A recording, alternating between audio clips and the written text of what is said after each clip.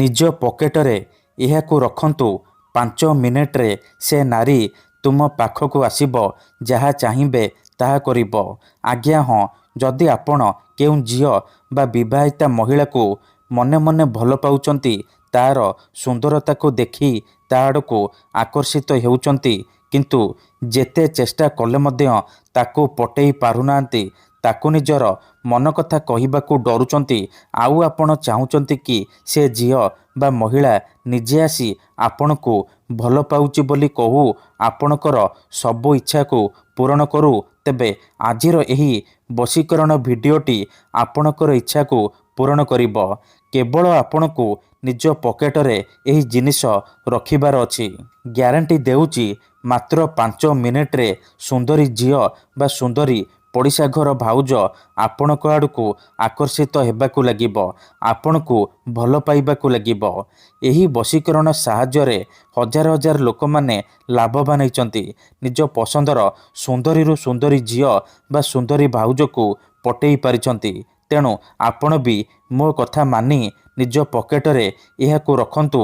Guarantee ଦେଉଛି, ଯେଉଁ ଝିଅ ପଟୁନଥିଲା ସେ ଝିଅ ଆପେ ଆପେ ପଟିଯିବ, ନିଜେ ଆସି ଆପଣଙ୍କୁ ଭଲ ପାଉଛି ବୋଲି କହିବ। ଯେଉଁ ବିବାହିତା ନାରୀ ବା ପଡ଼ିଶା ଘର ଭାଉଜକୁ ଆପଣ ଦିନରାତି ଭାବୁଛନ୍ତି, ସିଏ ନିଜେ ଫୋନ୍ କରିବ, ହାତ ଧରିକି ଘରକୁ ଡାକିବ, ଯାହା ଚାହିଁବେ ତାହା କରିବ। ନମସ୍କାର ଫ୍ରେଣ୍ଡସ୍, ଓଡ଼ିଆ ଫଣ୍ଡା ଚ୍ୟାନେଲକୁ ଆପଣମାନଙ୍କୁ ସ୍ୱାଗତ। ଆଜିର ଏହି ଭିଡ଼ିଓଟିରେ ମୁଁ ଆପଣଙ୍କୁ ଶିଖେଇବି ଆପଣ କିପରି ଝିଅ ପଟେଇ ପାରିବେ, ସୁନ୍ଦରୀ ଭାଉଜକୁ ପଟେଇ ପାରିବେ, ତାଠାରୁ ନିଜର ମନ ମୁତାବକ କାମ ହାସଲ କରିପାରିବେ। ଏହି ବଶୀକରଣ ଦୁନିଆର ସବୁଠାରୁ ଶକ୍ତିଶାଳୀ ବଶୀକରଣ। ଏହାର ପ୍ରୟୋଗ କେବେ ବି ଖାଲି ଯାଏନି। ଯିଏ ବି ଏହି ବଶୀକରଣ କରିଛି ସଫଳ ହେଇଛି। ବର୍ଷ ବର୍ଷ ଧରି ଭାଙ୍ଗି ଯାଇଥିବା ପୁରୁଣା ପ୍ରେମକୁ ଫେରାଇ ଆଣିପାରିଛି। ଶାଶୁ, ନଣନ୍ଦ, ଦିଅର, ଭାଉଜ କାହାକୁ ବି ପଟେଇ ପାରିଛି, ତାଠାରୁ ନିଜର ମନ ମୁତାବକ କାମ ହାସଲ କରିପାରିଛି। ତେଣୁ ମୋର ଆପଣମାନଙ୍କୁ ଅନୁରୋଧ କି ମନରେ କୌଣସି ଖରାପ ଉଦ୍ଦେଶ୍ୟ କିମ୍ବା କୌଣସି ଖରାପ କାମ ପାଇଁ ଆପଣ ଏହି ବଶୀକରଣକୁ ପ୍ରୟୋଗ କରିବେନି। କାହିଁକି ନା ଏହି ବଶୀକରଣର କୌଣସି ପ୍ରକାର କାଟ ନାହିଁ। ମାତ୍ର ଥରେ ଯେଉଁ ଝିଅ ବା ମହିଳା ଉପରେ ଆପଣ ଏହି ବଶୀକରଣ ପ୍ରୟୋଗ କରିଦେବେ, ସିଏ ସେହି ସମୟଠାରୁ ଆପଣଙ୍କ ଆଡ଼କୁ ଆକର୍ଷିତ ହେବାକୁ ଲାଗିବ, ପାଗଳି ପରି ଆପଣଙ୍କୁ ଭଲ ପାଇବାକୁ ଲାଗିବ। କେବଳ ଆପଣଙ୍କୁ ନିଜ ପକେଟରେ ଏହାକୁ ରଖିବାର ଅଛି। କେତେଥର ଏମିତି ହେଇଥାଏ କି ଆପଣ ଯେଉଁ ଝିଅକୁ ମନେ ମନେ ଭଲ ପାଉଛନ୍ତି, ସେ ଝିଅ ଆପଣଙ୍କୁ ଭଲ ପାଏନି, ଅନ୍ୟ କାହାକୁ ଭଲ ପାଏ, ଆଉ ଆପଣ ତା ପଛରେ ଗୋଡ଼େଇ ଗୋଡ଼େଇ ନିଜର ସବୁ ସମୟ ସାରି ଦିଅନ୍ତି, କିନ୍ତୁ ସେ ଝିଅକୁ ପଟେଇ ପାରନ୍ତିନି। ଯଦି ଆପଣ ବି ଏହିପରି ପରିସ୍ଥିତିରେ ପଡ଼ିଛନ୍ତି, ଯେତେ ଚେଷ୍ଟା କଲେ ମଧ୍ୟ ସେ ଝିଅକୁ ପଟେଇ ପାରୁନାହାନ୍ତି, ତେବେ ମୋ କଥା ମାନି ଆଜି ନିଜ ପକେଟରେ ଏହି ଜିନିଷ ରଖିଦିଅନ୍ତୁ। ଗ୍ୟାରେଣ୍ଟି ଦେଉଛି, ତାପରେ ଦେଖିବେ ସେ ଝିଅ ନିଜେ ଆସିବ, ଆପଣଙ୍କ ସହିତ କଥା ହେବ, ଆପଣଙ୍କୁ ଭଲ ପାଉଛି ବୋଲି କହିବ। ଆପଣଙ୍କ ପ୍ରେମରେ ଏମିତି ଦିବାନୀ ହେଇଯିବ କି ଆପଣଙ୍କୁ ନ ଦେଖି ଗୋଟେ ମୁହୂର୍ତ୍ତ ବି ରହିପାରିବନି।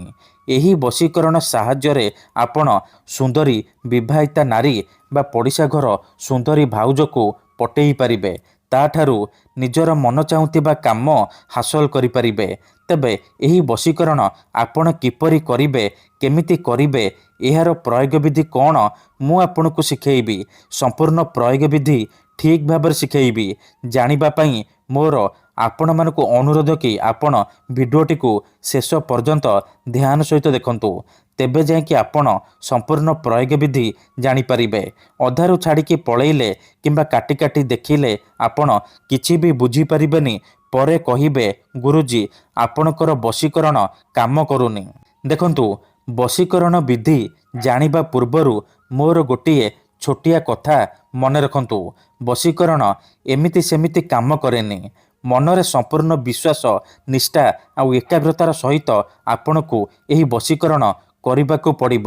ତେବେ ଯାଇ ମୁଁ ଆପଣଙ୍କୁ ଗ୍ୟାରେଣ୍ଟି ଦେଉଛି, ଆପଣ ଯେତେ ସୁନ୍ଦରୀ ଝିଅ ବା ମହିଳାକୁ ଚାହିଁବେ ଅତି ସହଜରେ ପଟେଇ ପାରିବେ, ତାଠାରୁ ନିଜର ମନ ମୁତାବକ କାମ ହାସଲ କରିପାରିବେ।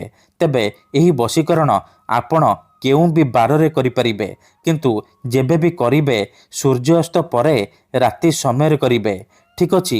ଏହି ବଶୀକରଣ କରିବା ପାଇଁ ଆପଣଙ୍କୁ କିଛି ସାମଗ୍ରୀ ଦରକାର, ଯେମିତିକି ଖଣ୍ଡିଏ କଳା କପଡ଼ା, 5ଟି କଳା ଗୋଲମରିଚ, ଖଣ୍ଡେ ସାଧା କାଗଜ ଆଉ କଳା ରଙ୍ଗର କଲମ। ଏତିକି ଜିନିଷ ଆଣିସାରିବା ପରେ କ'ଣ କରିବେ, କୌଣସି ଏକ ଜାଗାରେ ଚୁପଚାପ ବସି ପଡ଼ିବେ, ଯେଉଁଠାରେ ଆପଣଙ୍କୁ କେହି ଦେଖିବେନି କିମ୍ବା ଡାକିବେନି। ତାପରେ କ'ଣ କରିବେ, କଳା କପଡ଼ାକୁ ନିଜ ସାମ୍ନାରେ ରଖିବେ। ତାପରେ ଯେଉଁ 5ଟି କଳା ଗୋଲମରିଚ ଆଣିଛନ୍ତି, ସେ 5ଟି କଳା ଗୋଲମରିଚକୁ ଡାହାଣ ହାତରେ ମୁଠେଇକି ଧରିବେ ଆଉ ଆଖି ବନ୍ଦ କରିକି ସେଇ ଝିଅ ବା ମହିଳାକୁ ମନେ ମନେ ଭାବିବେ। ତାର ମୁହଁକୁ ନିଜ ମନରେ ଭାବିବେ।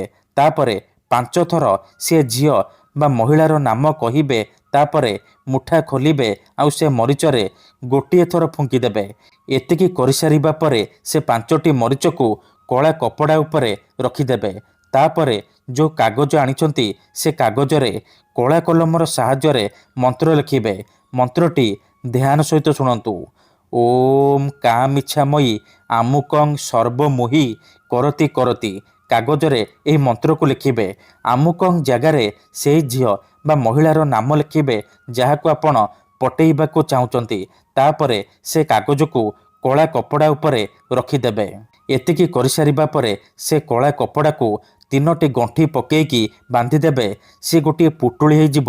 ସେ ପୁଟୁଳିକୁ 3 ଘଣ୍ଟା ପାଇଁ ନିଜ ପାଖରେ ରଖିବେ, ନିଜ ପକେଟରେ ରଖିବେ। 3 ଘଣ୍ଟା ପରେ କ'ଣ କରିବେ, ସେ ପୁଟୁଳିକୁ ନେଇକି କୌଣସି ଏକ ବରଗଛ କିମ୍ବା ଓସ୍ତ ଗଛ ପାଖରେ ରଖିଦେଇ ଚୁପଚାପ ଘରକୁ ଫେରିଆସିବେ। ଗ୍ୟାରେଣ୍ଟି ଦେଉଛି, ଏହି ବଶୀକରଣ କରିଦିଅନ୍ତୁ।